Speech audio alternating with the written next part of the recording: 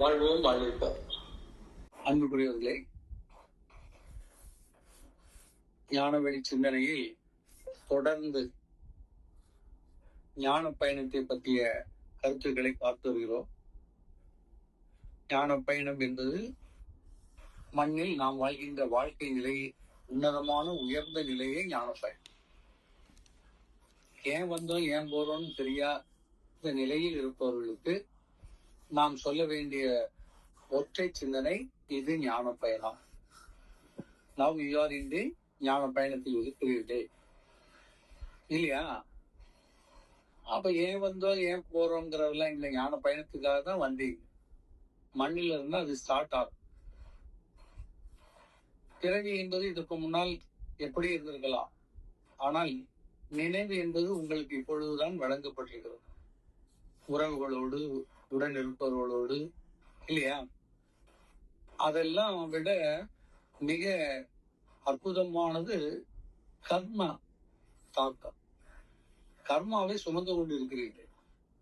இப்ப இந்த பிறப்பின் நோக்கமே கர்மாவை முற்றிலுமாக அழிப்பது. அதான். அப்ப கர்மாவை முற்றிலுமாக அழிக்கிற இடம் எங்க? பொதுவாக ஒரு சிட்டிகள்ல எல்லாம் நம்ம பார்ப்போம், டவுன்ஷிப் சிட்டிகள்ல குப்பைகள் எங்க எல்லாமே இருக்கும். அதெல்லாம் எடுத்து கொண்டு ஒரு இடத்துல தான் கொண்டு வாங்க. அதுக்குன்னு ஒரு இடம் விட்டுருப்பாங்க, ஒரு கிரவுண்டோ இல்லையா, ஒரு கிடங்கோ.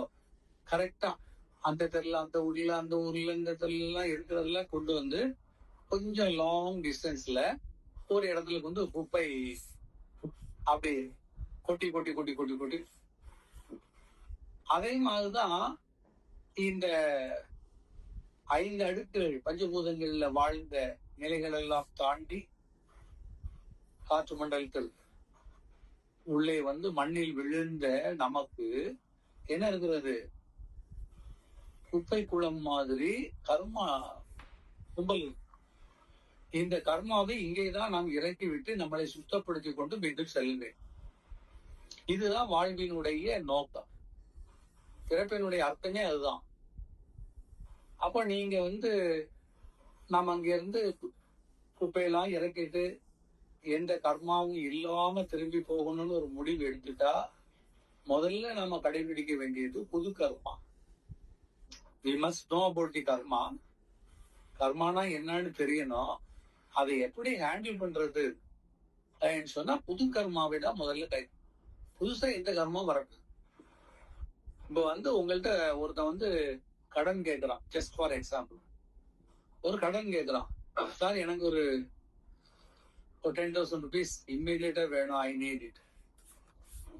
சப்போஸ் அவங்க ஃப்ரெண்டா இருக்கலாம், ஃப்ரெண்ட் இல்லாம சும்மா ஒரு நான் பர்சனா இருக்கலாம், உங்க தெருல உள்ளவங்க, ஆபீஸ்ல உள்ளவங்க. கிட்டஸ்ட் ஃப்ரெண்ட் இருக்கா இல்லையா? அப்படி கேட்கிற பொழுது 2 விஷயங்கள் இருக்கிறது. ஒன்று கொடுப்பதா இல்லை என்று மறுப்பதா. கொடுப்பது என்பது சிறப்பு, ஆனால் அதற்கு நாம் தகுதியுடையவர்களாக இருக்க வேண்டும்.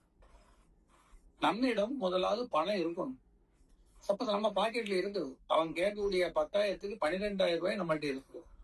பட் இந்த 12,000 ரூபாய் எதுக்கு? நான் போகும்போது இபி பில் கட்டிட்டு போனோம், டெலிபோனுக்கு ரீசார்ஜ் பண்ணிட்டு போனோம், அப்புறம் கிளாஸஸ் எல்லாம் வாங்குறதுக்கு கடை கொஞ்சம் பணம் கொடுக்க வேண்டியிருக்குதுன்னு கொண்டு வந்துருப்போம்.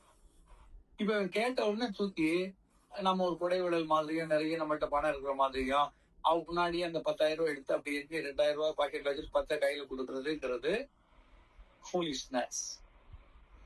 அறியாமை என்பது மட்டுமல்ல, நம்மை அது இழப்பிற்குள்ளும் ஆகும். ஏன்னா நீனே கட்ட வேண்டிய நிலையில இருக்கும்போது நீ அதை விட்டுட்டு இன்னொன்னு போய் கட்ட போனா கொஞ்சம் யோசிக்கணும்.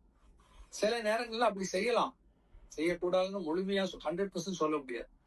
உங்களுக்கு ஒரு அவசரமான ஒரு நிலை இருக்கும், அதுக்கு கட்ட வேண்டியதை இன்னொன்னுக்கு நீங்க தூக்கி அதை அப்படி என்ன பண்ணுவீங்க, தூக்கி மாற்றி போடுவீங்க. அது எந்த இடத்துல ரிட்டர்னா வரக்கூடியதா இருக்கணும், நமக்கு டெவலப்மெண்ட் தரக்கூடியதா இருக்கணும், அங்க தூக்கி போடலாம்.